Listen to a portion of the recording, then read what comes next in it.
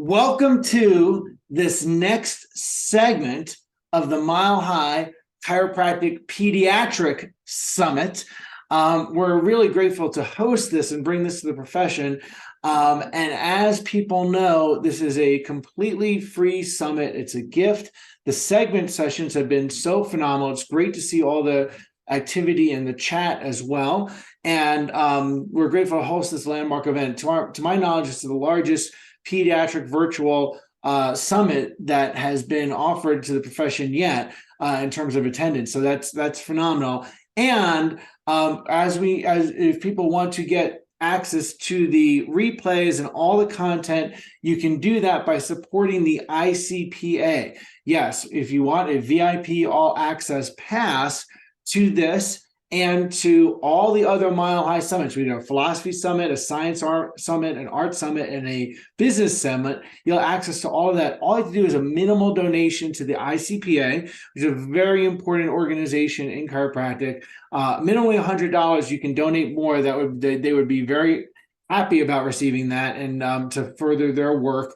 And then from that, you'll have access to in a app that you'll be able to access all the Mile High summits. And of course, we hope to see you at Mile High Live in September 21st to 24th. RiseUpToMileHigh.com is where you'll get all the details on that. And so we look forward to seeing you there. And so with this next segment here, I want to welcome to the summit the one and only Dr. Donny Epstein. Dr. Donny Epstein has in private practice in Brooklyn, New York, and in Belmore, Long Island for years, and then founder, developer, discoverer of Network Chiropractic, the Network Chiropractic Spinal Analysis, and the Network Spinal Analysis, and now Network Spinal, author of the 12 Stages of Healing, and epi-energetics and all the technologies within that, epi-healing, epi-living, epi-performance, and his methodologies are taught around the world and practiced around the world. And it's a real pleasure to have him as part of the Mile High Pediatric Chiropractic Summit. Thank you for joining us today, Dr. Donny Epstein. It's great to be here, Danny, and thanks for all you're doing for chiropractors, chiropractic students, chiropractic, and basically the souls on board in all the offices. And I used to say there's two groups of people when I was in practice. One, those who are in my care now and those who are not in my care yet. Mm-hmm. and we're gonna help close that gap there. Everyone's potential, as long as there's even a breath left within them. Right. It's an honor to be here. I'm glad you're doing this. It's really, really important. You've been asking me to do pediatric stuff for quite some time in the midst of everything else. So we have this little tidbit from everyone. And you did a phenomenal pediatric program with the ICPA that Jeannie, at one of their summits or one of their events that Jeannie owned, just loved. And so did all the attendants. We got really great reviews because I was presenting pediatrics in a different sense as I really see it, and as sure many of you really see it, that it's really caring people for developmental levels. And there's developmental, and different levels. It's like different seasons in the world, and there are certain developmental milestones that innate intelligence has as it organizes the body, the mind, the spirit, and the cultural field. That's important because we respond to a cultural field. I've taken care of people in different countries, many countries around the world. And one thing, for example, I was in Australia, for example. And I was doing a 12-stage program. We get to stage 4 where a person really has more of an identity. You make a choice. It's not your circumstance, but I'm choosing. I take my power back. I'll play a bigger game. That's what happens when a person gets stage in healing. And it's important to know stage in healing for everyone. So you recognize that's the stage. It's not pathological. It's only pathological if they don't advance.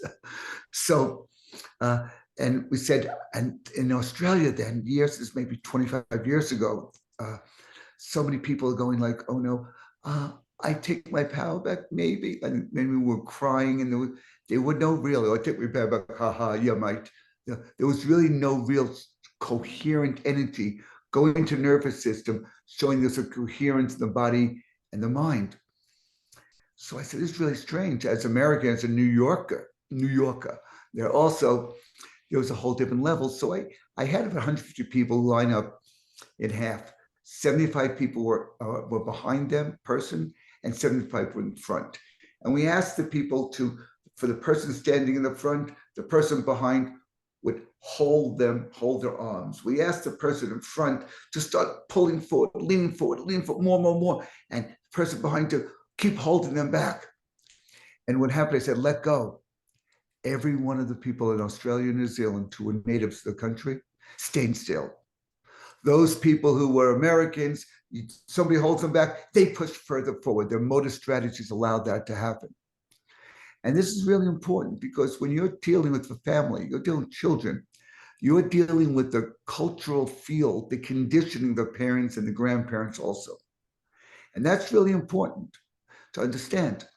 So I've been in different places taking care of people and seeing, like I'll say to someone, I think your family was from France.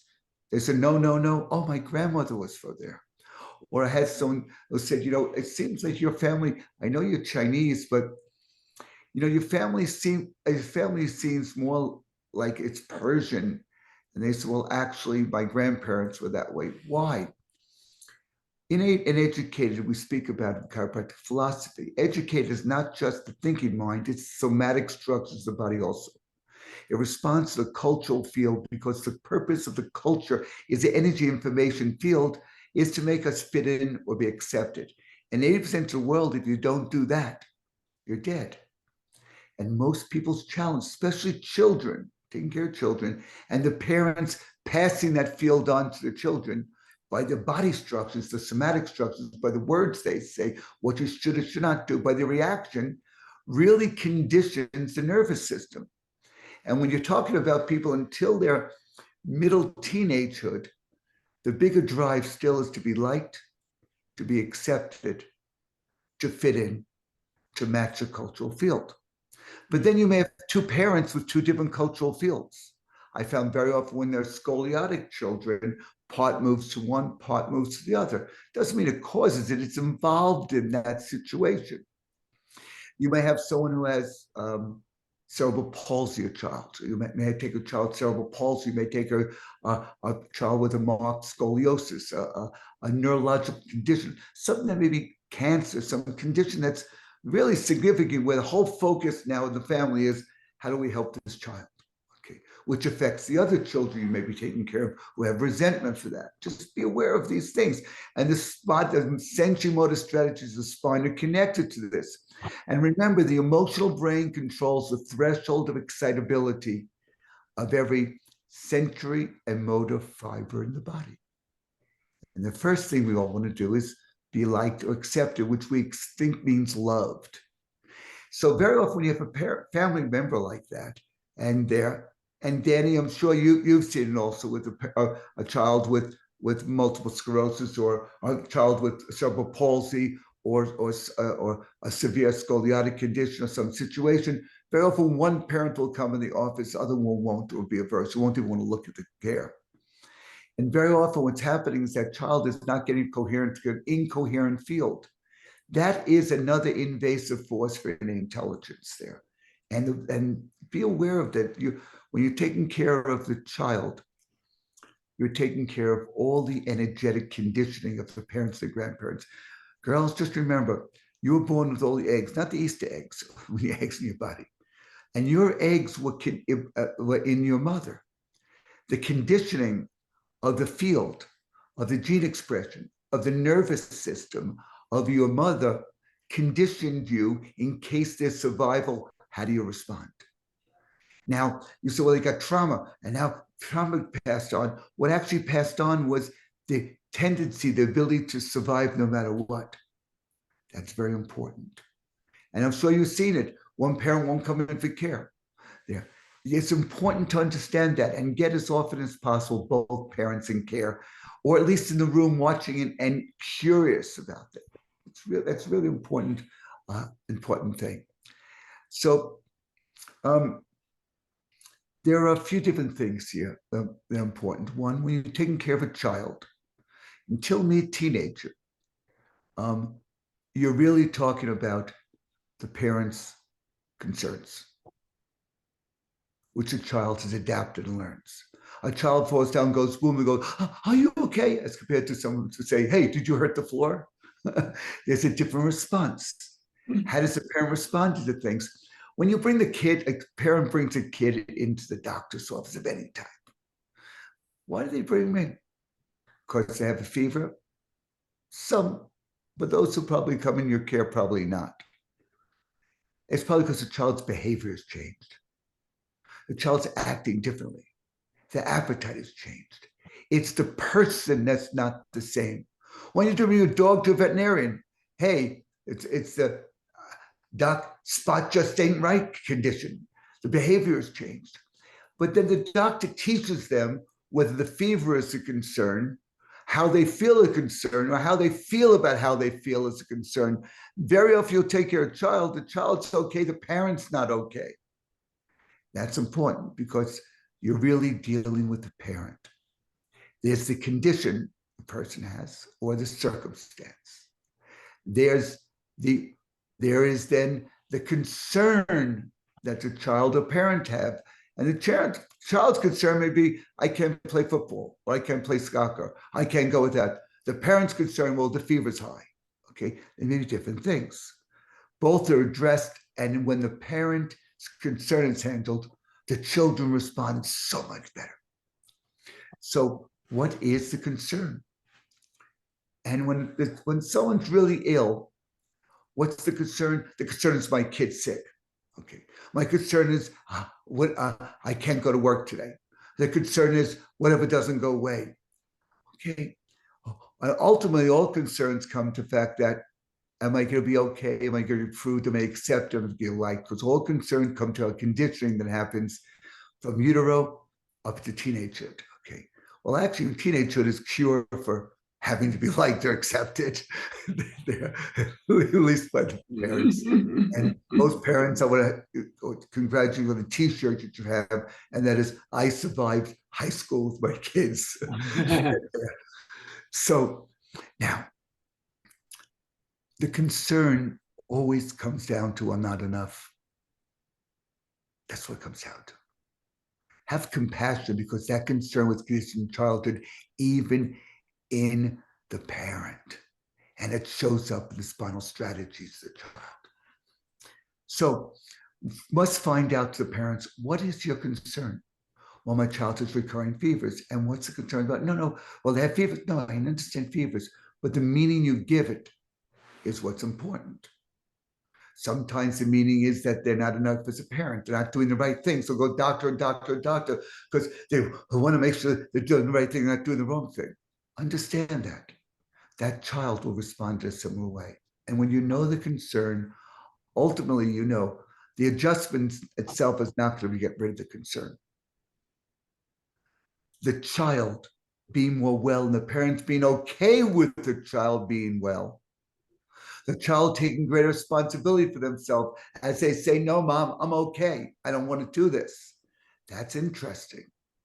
These are the conflicts you see. And the most beautiful part about being in practice, and why it's so important to have them together. If you can, have more than one table, have a parent and child together. Take care of the parent first.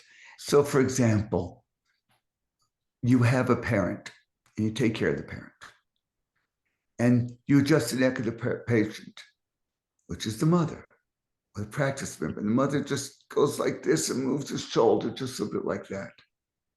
And suddenly you see the child take a breath. Your child moves the hip just slightly, or move the leg. It's not a coincidence. It's showing that one pattern of educated conditioning that's been liberated by innate intelligence in the parent is affecting part of the spine of the child. As you pattern that over time, you get to see how a parent's conflict in the child's desire to be connected to the parent, to be accepted, and the somatic energetic connection shows up also in the spine in the life of the child. What we're looking for now is where one's liberation continues to show another's liberation. And that's how you find the change. When you see suddenly when one is liberated, what happens to the other? Now, so there is the condition. And you may think the person's talking about the condition. That's not, what does it mean to you? What does it mean to your child? If your child has this condition, difficulty breathing, what would you like to replace it with? What do you mean? What would you like child to replace? What do you breathe? Get more breath. And what does that breath mean? Well, it means your child could play sports more and could do great. So let's get real. You're linking your child's ability to play more and be more with the result of the care. Yeah. Well, this is common in chiropractic care. People say, I don't know if it had to do with this, but after I've been getting adjusted now, suddenly, my child's leg straightened out and didn't want to play ball, now wants to play ball, or was not social, now it's social. Yes, and I'm seeing in families, similar patterns occur of condition, whether it be abuse, whether it be rejection. All those things, actually, experience we have are in the body and in the cloud, the field around the body, which reinforces it. And we say chiropractic save a better world tomorrow. Well, there's a better world tomorrow because chiropractic is here today. Let's put this there, right there. So you have the condition, the concern.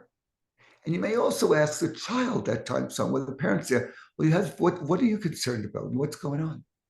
Ask them, take a look at that. And sometimes they're two different things. That's okay. Just let the parent be aware of that without saying anything. You're not trying to give therapy to the person. Just say, that's interesting, nothing more. Then the third thing is the person. And that's the purpose of the care. The care is not to correct the subluxation, it's your goal. Adjusting the subluxation of the spine is your strategy. It's not about the concern, but it's something that enters the picture. The goal is the person having being a better expression in intelligence and the organizing wisdom. And please don't get confused or frightened whether the condition goes away or not. That's important. I'd be more frightened when the person is ill. Illness is not about the condition. It is about the person. A person could be ill and have no condition. A person could have a condition and not be ill. And when the illness is about the person downsizing their life, their emotions, their life, their choices, breath is more narrow. The body is locked up with fixation.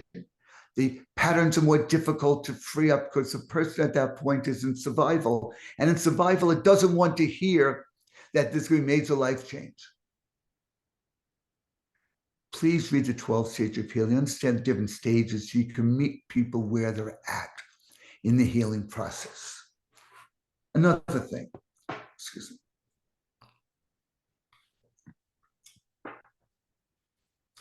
In my development of 4 decades of network and other applications in healing, energetic and social science and connections to people, how they live their life, the spine still is the place where we intervene.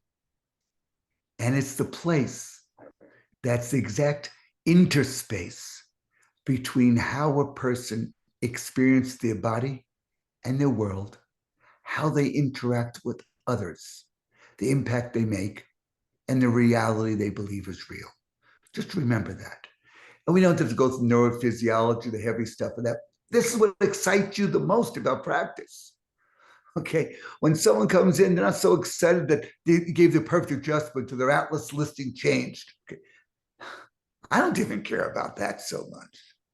What I care about is this person more well?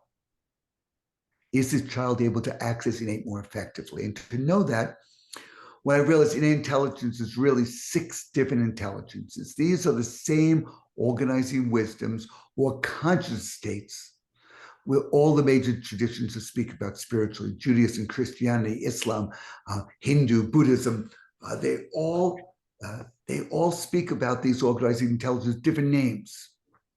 Innate is all of these. So the mental impulse is the expression of consciousness, has different levels of development. Each one, the nervous system carries bigger bandwidth, more information. From the information that comes to cells of the body, to ones that help the body coordinate, to become the ability to express emotion. And emotion is not laughing or crying. No, no, no, no. Emotion is a subtle energy change in the environment of the field around you. All the senses are adapting to the field of space around you, between you and someone else. So a lion roars in the Serengeti, 2.5 kilometers away from you.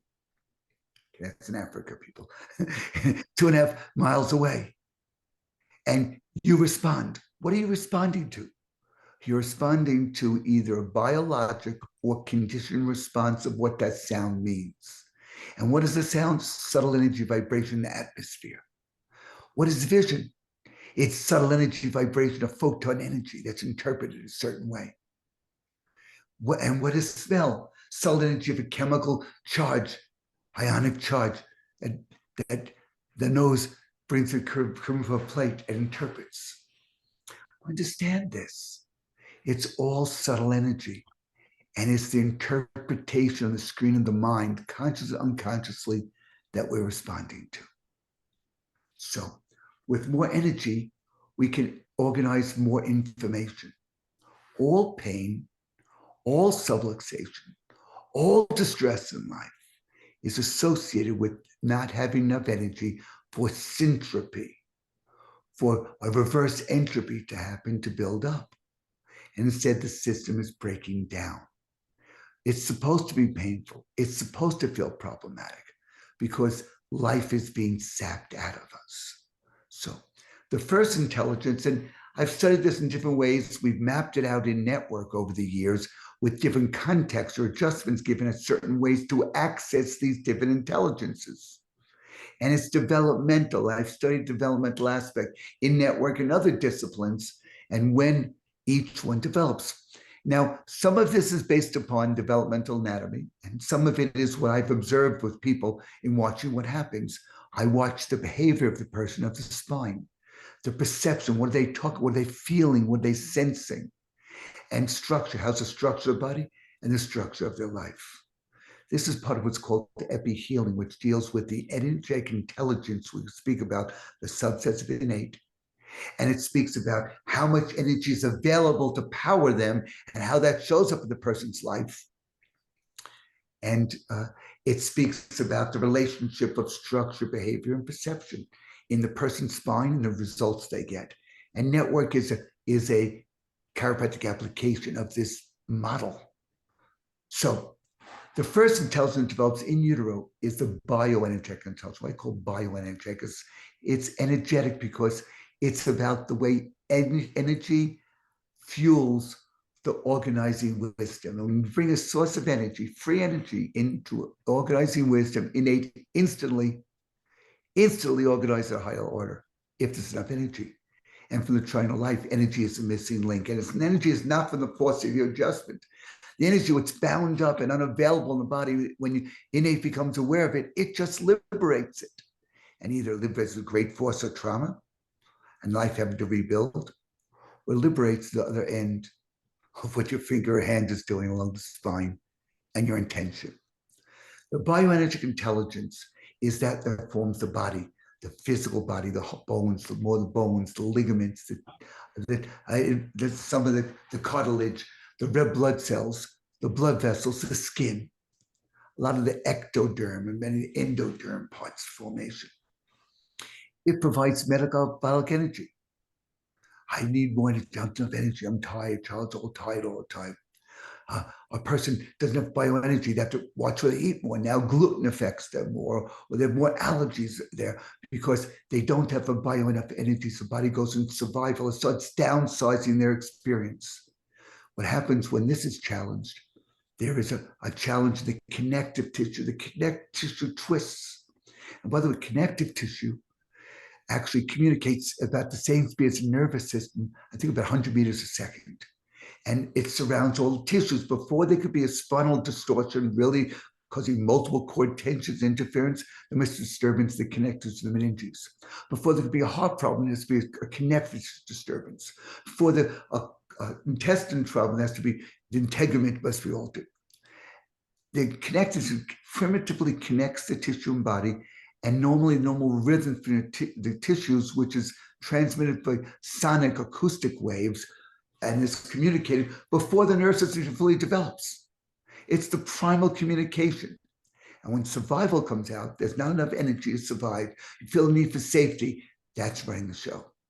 In this case, we want to see when you give an adjustment, hold the contact or even palpate, just barely touching the surface, not just like that. That activates those receptors, and you'll see the body starting to move like that. And you can watch it move from here to here, which subluxation complexes are in complex, which one affects the other. We find this more when we actually address the vertebral meningeal relationship opposite with the lower cervical, sacrum, and coccyx, because those meningeal attachments affect the dural tensions of the whole cord. And that is again associated with survival. Do I have enough energy? Do I believe I'll heal? Now, this is important because when the parent has that, they're going to be freaked out that everything is going to be traumatic. They're afraid they can't make it through. The child can't make it through. There's a loss of faith. And the connective tissue tension makes you feel less connected in your body and all with others. I feel alone. The next, and that develops in utero through child development. The next one develops like the second half of pregnancy until the child starts reading and using the mind as a me here thinking there. At that point is emotional energetic intelligence. And that's associated with the large tendons and the muscles, the postural muscles. The spine is an organ of emotion. You know, the neuropeptides, the chemicals of emotion, the highest concentrations of dorsal horn of the cord. What does that mean? You're not experiencing the emotion from the environment, what's going on in life. You're experiencing habitual emotional state of the spine. Because when the signal comes from your organs and the environment and has to make its synapse at the posterior aspect, suddenly the neuropeptides are already giving the experience of I'm not enough, I'm angry, I'm sad, whatever it is. So the postsynaptic membrane in the brain is not receiving what's going on. It's receiving the habitual postural state, the shape, position, tone, and tension of the spine is out of your life. It's receiving that and respond to that. So no matter what grade your child gets, no matter what happens in a success they have, no matter as a parent, what's going on, you're as a role as a husband or wife or making amount of money, you're still gonna feel like the same self you feel like, unless one energy moves to the spine and there's an actual effect of a different neuropeptide affecting it. So the spinal tension patterns being locked in a position affects the immune system, because the emotions, the immune system. And by the way, about half the immune system is also in the gut, a gut feeling. Here we're seeing a postural change important, and suddenly the person's posture is all off. Then there's a challenge, is there's not enough bioenergy to start making changes. And with enough bioenergy, you can make change, because emotional intelligence is about making change before you think about it. So your child's crying, please hold off and saying, use your words. I promise you'll have more words than you want to hear later in life. At that the time, allow them to be, because emotions only last for seconds, maybe a minute. And its job is to activate different peptides on the surface of the cell, which have acted different RNA, different new proteins. Those proteins create a cellular response and a body response without having to think about it. And one emotion becomes another. If you ever doubt that, wait till your kid's a teenager, especially a girl. You're going to find out emotions flip, because they're practicing their emotional state to practice emotions that make no sense. The body can deal with greater emotional acuity, the greater the response of adaptive acuity. And the feminine energy has to do that to be able to respond to all the emotions around them, to respond properly, to be able to protect the child in utero and after. Then, around age 4, 5, 6, 7, whenever reading starts, and my suggestion is to stall reading as long as you can until a child wants, not because you're being a good parent. They'll catch up. because then the emotional energetic intelligence, which affects the long postural muscles, the immune system also has a greater chance to practice and probably get a greater immune response, such as fever, and some of the immune responses to protect them for life. Then the lower mental happens. That happens, child starts reading. The lower mental gets something to the thalamus, and now it's a me thinking. See a teammate's cat, before it was meow. Now you learn, don't behave like that. Good boys don't do this. Good girls don't do that. And usually it's the conditioning of the parent and their parents there. And they probably learned that in a different culture, a different world. And now the child is learning out how to be rewarded in life. What's good, what's bad, how to be good, whether you're a father, a mother, a child, a teacher, student, they'll carry that with them unless there's enough energy and transformation in the spine to change those sensory motor strategies and right over the patterns where they choose new patterns. The child's now in school. They're not liked. They're not being rejected, not being accepted. The parents get divorced. Who am I going to be with, mother or father? The polarity happens. This is where the lower mental intelligence becomes affected. And do the signals get up to the cortex? Probably not. They're probably going down in a loop, a defensive loop that goes through generations. You must be aware of that.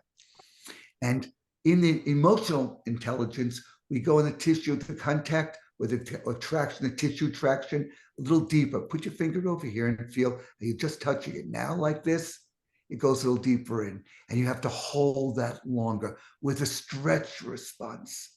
Regardless of what technique you do, if you're not adjusting that way, just palpate that way. And you'll start getting more activation from emotional response boosts. With emotional tissue, there's more energy building up and there's more emotion. Not laughing, crying, that's not the emotion. The emotion is after energy is dissipated from the conditioning, suddenly the actual energy flow is what's happening with new peptides produced and new adaptive strategies in the world. The amount of emotions you have in a day determine the way you respond in the world. Now the lower mental develops, and now this is really important with this. And in network, we specifically address that in another way. And you may get into the tissue and you may roll it. Now it works better if you're not on the spinous transverse, you're close to the articulation, because that's really where the transition between states of the spine, emotions, and reality is. If you're there and you go into that area, you just do a rolling flexion or lateral bending, depending on whether it's a posterior inferior or a rotational component to the vertebra. At that area, you may start activating some of that intelligence more effectively. In network, we do it very, very precisely. I want to give you things, no matter what technique you use, you'll be able to create this developmental strategy. So what's happening when it depends on a child's age, you want to make sure that those are also being addressed.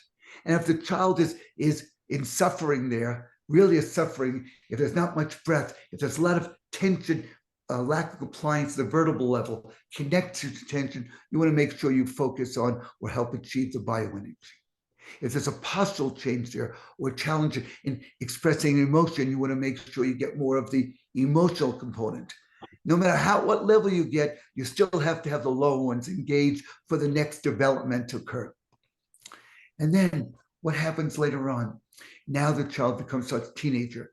And this is important to be with the parent also. The lower mental intelligence is only enough energy to use the conditioned mind, like up the thalamus, and only one perspective at a time. One's right, one's wrong. Is this good? Is this bad? Is this right? Is wrong? Are you Democrat, Republican? Okay. It's just one's right and one's wrong. You're straight, you're a mixer. Hey, do you go to Sherman or do you go to National or you go to Life? And then within that, they fight within the things because that's all you know. Good, bad, right, wrong, villain, hero, victim. It's a developmental stage. How do you get out of that? To get messages both sides of the cortex. That creates coherence. Now there's a me and I choose what's going on. And that's the real battle for the child as a teenager. And the biggest stress is getting to that upper mind where they can do things and saying, but why is this happening? You know, I'm a like mother or father. This is not me. And they're on the quest to find them, self. That's a really delicate stage. And here it requires a greater coherence of the central nervous system. And this is a whole nother stage. In this call, this is as far as I can go in intelligence, just to recognize this. when we get network, this becomes the way we see it because it's a lifetime developmental stage for people. And I'm giving you whatever strategies, how might you apply it no matter how you're practicing? And really, ultimately, it's about developing to the next level. And you need to go to lower level. Low level is not a worse level. It's just that you need to conserve energy at that time. And the body has to do pre-rationally before the mind. And remember, everything rationally of the mind is really run by most of the signals are below the mind. So it's really important, no matter where you think somebody is, and those people may have network practice and are using network in a curious, interesting concept as a personal development, a spiritual tool, which it has that outcome, but it has outcome really when you're giving really great chiropractic care and you're being aware of innate intelligence, how it connects to educated, and you want to be a chiropractor. The healer's healer. And to do that, you have to see the person, be aware of the concern, know it's an educated experience because of the conditioning, and know on the other side of that, with innate connecting to educated, there's a change in the spine with that. I started to practice out in Renaissance with Guy Reekman then and Joe Felicia. And I used a Renaissance chart, and some of you may have used that. Hi, my name is Donald Epstein, and my degree is DC, Doctor of Chiropractic, had the chart that said it. And I practiced that form of chiropractic known as straight chiropractic. And that their Renaissance talk originally was meant as a recruitment for Sherman College there. People come through 4 reasons. They have a sickness, pain, disease, infirmity, and they have heard that others, wow, I haven't done this one since like 1982. Okay. And But said because they have sickness, pain, disease, and infirmity. And they've heard other people in chiropractic have helped with that. People have come because they want to prevent a sickness, pain, disease, and infirmity, and that's even better. And there are people who come because they want to improve themselves. And the last category want to improve the world.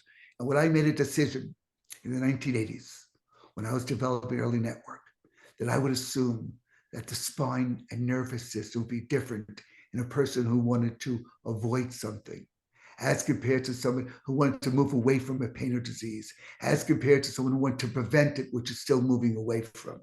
And the spine nurse will be different. Someone who wants to improve themselves, and the spine nurse will be one who improves the world.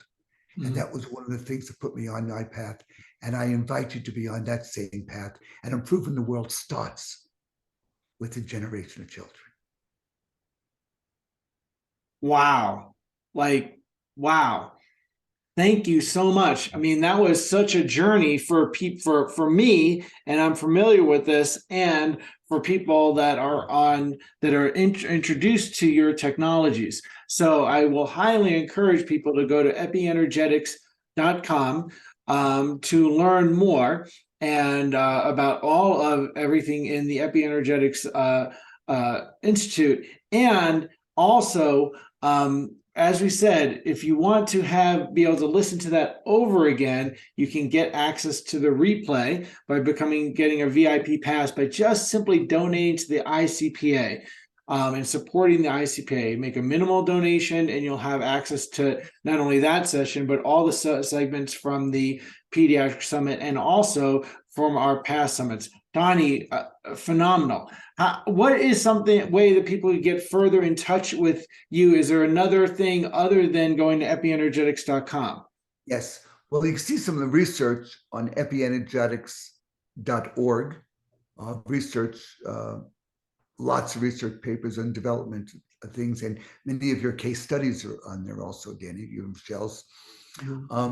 And also Facebook, Epstein Donny, and then Instagram. And you'll see lots of things. What I've done, and many things on chiropractic may or not, because I said, well, my view is that what if the mental impulse is not just mine? What if the mental impulse is part of a collective mental impulse? What if it's a connection between people is also the same principle?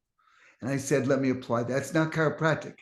And the 12 stage of healing is a great place to start with the book and the workbook for somatorespiratory integration, which is great to do on children too there. And then the Seeker's Code, accessing your unreasonable and extraordinary, which talks about energy, information, access people for their life, And that book is stay tuned. June, it's due to come out June 2023 there, and we'll be in touch, because what we're doing also with Epienergetics is we're expanding it beyond technique to any chiropractor who wants to be able to be more effective with concepts of advanced concepts of healing that we learn through chiropractic care, that they could find benefit to their practice members, those they serve. And for those who wish to follow the progression of network spinal, they're invited to. Any one strategy that I represent or teach, have taught, and many things you know may have had the origin for me, you didn't know that, like the term practice member.